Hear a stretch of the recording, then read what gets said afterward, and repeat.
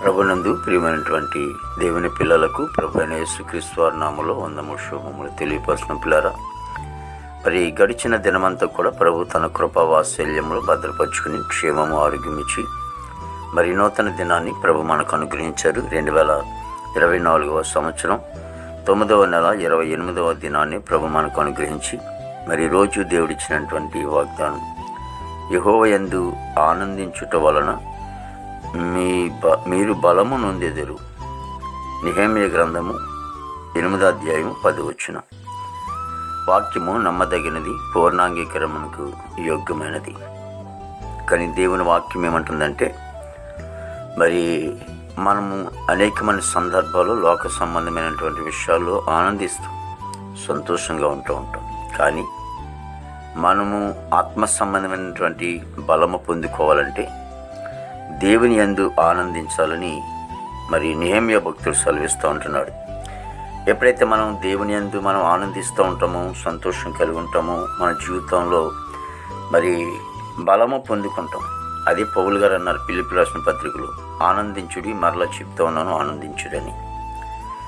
అదేవిధంగా మరి హబక్కూ గ్రంథంలో కూడా మరి భక్తుడు సెలవిస్తుంది ఏంటంటే, ఏమన్నా లేకపోయినా ప్రభునందే ఆనందిస్తున్నాను అంటాడు.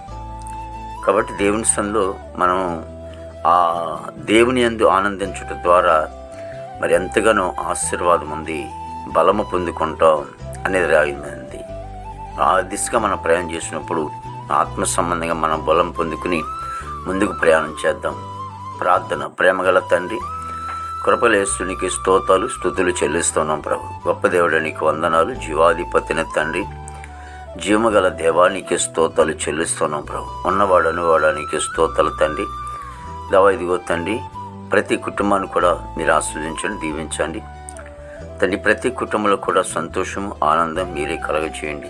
దేవానికి వందలు తండ్రి. అందరి మధ్యన సమాధానం ఇచ్చి నెమ్మదిని అనుగ్రహించి అందరి ప్రభావం హృదయాలలో, లేకపోతే అందరి కుటుంబాలలో నెమ్మదిని మీరు దయచేయండి. మా భారతదేశాన్ని మీరు ఆస్వాదించండి.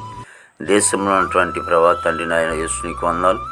మరి నాయన అందరూ కూడా ప్రభా సంతోషంగా ఉండే కృప దయచేయండి, చక్కటి పరిపాలన దయచేయండి ప్రభా. ఇదిగో తండ్రి, నాయకులకు అధికారులు మంచి ఆరోగ్యాలతో నింపండి. దేవానికి వందలు తండ్రి. విదేశాలటువంటి బిడ్డల కోసం ప్రార్థిస్తూ ఉన్నాం, మంచి వంతు నింపండి. యవన బిడ్డల కోసం ప్రార్థిస్తూ ఉన్నాం తండ్రి. యవన బిడ్డలు బట్టి కొన్ని కుటుంబాల్లో తండ్రి ఎంతో దుఃఖిస్తూ ఉంటున్నారు, నెమ్మదిని పరిస్థితులు ఉంటున్నారు. నాయన ఈనాడు యవనస్తులు తండ్రి ప్రభా, మరి నాయన నీ తట్టు చూసి తండ్రి నీ మీద ప్రభా ఆధారపడి నీ ఎద్దుకు రాడు కృప దయచేయండి. దేవా తండ్రి యేసునికి స్తోత్రాలు చెల్లిస్తున్నాం ప్రభు. యవనస్తులందరినీ కూడా మీరు రక్షించుకోమని ప్రార్థిస్తాం తండ్రి. చెడు వ్యసనాల నుంచి విడుదల చేయండి. దేవానికి వందనాలు తండ్రి ప్రభా. యవన బిడ్డలందరినీ కూడా ప్రభా మీరే రక్షించుకోండి. యేసునికి స్తోత్రాలు చెల్లిస్తున్నాం ప్రభు. పనికెళ్ళే బిడ్డలు ఉన్నారు, వారికి బలము శక్తి మీద దయచేయండి.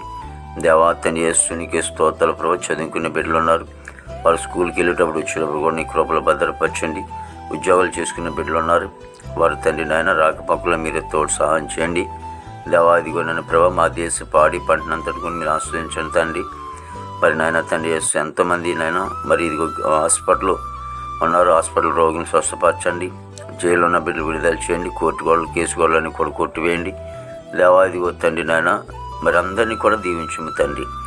మరి ప్రతి సేవకుడు, సేవకురాలు ప్రభావ వారి కుటుంబాలు పరిచయం మీరు ఆశ్రయించి నీ నామమునకు మహిమ తెచ్చుకొని ఈ దినమంతా కూడా విశేషమైన కృపతో నింపి నామమునకు మహిమ తెచ్చుకొని యేసుక్రీస్తు వారి నామములో అడుగుచున్నాము తండ్రి.